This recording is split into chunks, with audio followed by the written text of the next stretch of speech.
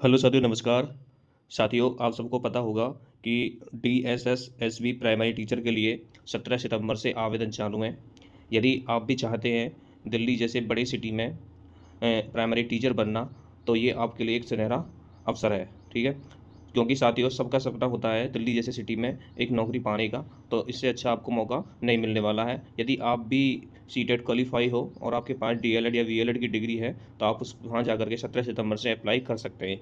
तो साथियों, आज की ये वीडियो जो है इसी से DSS-SB प्राइमरी टीचर से संबंधित है कि जब आपका सिलेक्शन हो जाएगा, सिलेक्शन के बाद जो है आपकी पहली सैलरी जो है वो कितनी रहने वाली है, ठीक है? तो मैंने इससे संबंधित ही एक और वीडियो पहले डाली थी कि यूपी में प्राइमरी टीचर की पहली सैलरी कितनी होती है। अगर आप उसको देखना चाहते हैं तो मैं इसको डिस्क्रिप्शन में डाल दूँगा, लिंक जो है वहाँ से आप देख सकते हैं और अंतर देख सकते हैं कि कितना अंतर है, ठीक है?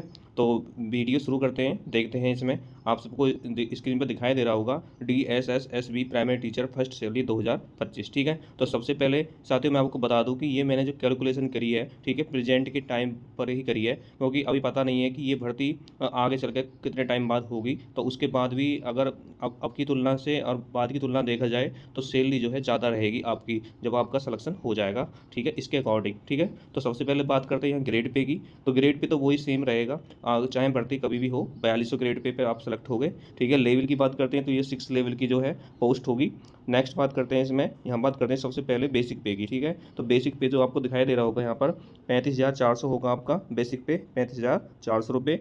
अगर DNS अलाउंस की बात करें तो वो मिलेगा आपको बेसिक पे का 55%, ठीक है? हो सकता है ये आगे चल के जब आपका सिलेक्शन हो 57% हो जाए, 59% हो जाए, ठीक है? वो आपको बाद में जो भी होगा वो आपको मिल जाएगा, ठीक है? तो DNS अलाउंस यानी महंगाई भत्ते की बात करें तो ये बेसिक पे का जो है 55% मिलेगा, यानी वो बैठेगा 19,470 रुपये, ठीक है? नेक्स्ट बात करते हैं HRA की, ठीक है? तो HRA की अगर हम बात करें, यानी जो आपका होम रेंट अलाउंस होता है, यानी जो मकान भत्ता होता है वो भी आपको मिलता है, लेकिन ये डिपेंड करता है स्थान पर, ठीक है? अगर आपका स्थान यानी अच्छी जगह पर है, आप अच्छी जगह पोस्टिंग है, तो उसमें 30% या 10%, 20% और 30%, ये 3 स्लैब होते हैं, ठीक है? इसके अकॉर्डिंग मिलता है। तो मैं यहाँ पर 30% की कैलकुलेशन करी है, तो देखेंगे आप यहाँ पर, तो महंगाई भत्ता जो मिलेगा 30% के अनुसार, ठीक है, बेसिक पे के, वो मिलेगा 10,620 रुपये, ठीक है? अब बात करते हैं यहाँ पर टीए की। टीए में जो है यहाँ पर ट्रैवलिंग अलाउंस है, यानी आपको जो है यातायात के लिए भी अलाउंस मिलता है, तो वो मिलेगा यहाँ पर 3600 रुपये, ठीक है?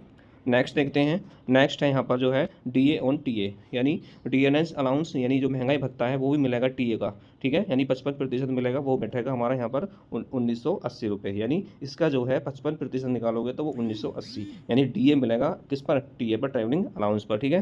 तो ये साथियों, ये तो है हमारी इनकम की, हमें कहाँ कहाँ से जो है हमको पैसे मिलने वाले हैं, बेसिक पे से, DA से, HRA से, टीए से और DA ऑन टीए से, ठीक है? तो अब ग्रोस मंथली सैलरी की बात करें, इन सबको जोड़ने के बाद हमारी ग्रोस मंथली सैलरी जो है वो कितनी बन रही है, यानी ग्रेड पे, बेसिक पे को, DA को, ठीक है, और ये HRA टीए और DA ऑन टीए को जोड़ने के बाद जो हमारी ग्रोस मंथली सैलरी बनेगी वो बनेगी हमारी, यहाँ पर आपको दिखाई दे रहा होगा, 71,070 रुपये, ठीक है? इन सबको हम जोड़ लेंगे, ठीक है? अब बात करते हैं, जब हमारी इनकम हो गई तो कुछ कटौतियाँ भी होती हैं, ठीक है, जो गवर्नमेंट की तरफ से यानी हर मंथ जो है वो कटती हैं। तो सबसे पहली कटौती यहाँ पर NPS में भी कटौती होती है, जो अब चल रही है नेशनल पेंशन स्कीम, उसमें जो है उसका लगभग 10% जो बेसिक पे होता है, ठीक है, नहीं जो होता है उसका जो है वो यहाँ पर बेसिक पे और DA को जोड़ करके जो हमारा बैठता है उसका 10% निकालते हैं, यहाँ पर 5, वो बैठेगा हमारे यहाँ पर 5,487 रुपये, ठीक है? एक कटौती और होती है CGHS की, ठीक है, ये हेल्थ से संबंधित होती है और इसके हर मंथ जो कटौती होती है वो 650 रुपये होती है, ठीक है?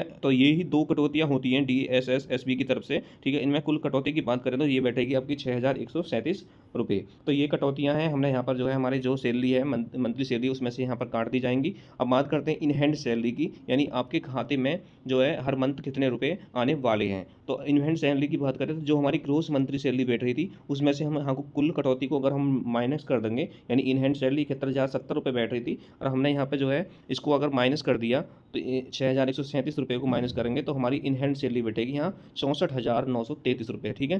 तो साथियों, ये काफ़ी अच्छी खासी सैलरी है और दिल्ली जैसे अच्छे सिटी में आप, सबका सपना होता है कि हम भी एक दिल्ली में अच्छी खासी जॉब पाएँ, तो ये आपको जो है हर मंथ जो है 64,933 रुपये मिल जाएंगे, ठीक है? तो साथियों, ये जो मैंने करंट के आधार पर कैलकुलेशन की है, हो सकता है इससे ज़्यादा भी आपको सैलरी जो है वो देखने को मिले, क्योंकि उस टाइम पर जो है DA बढ़ जाएगा, HRA भी बढ़ सकता है, ठीक है?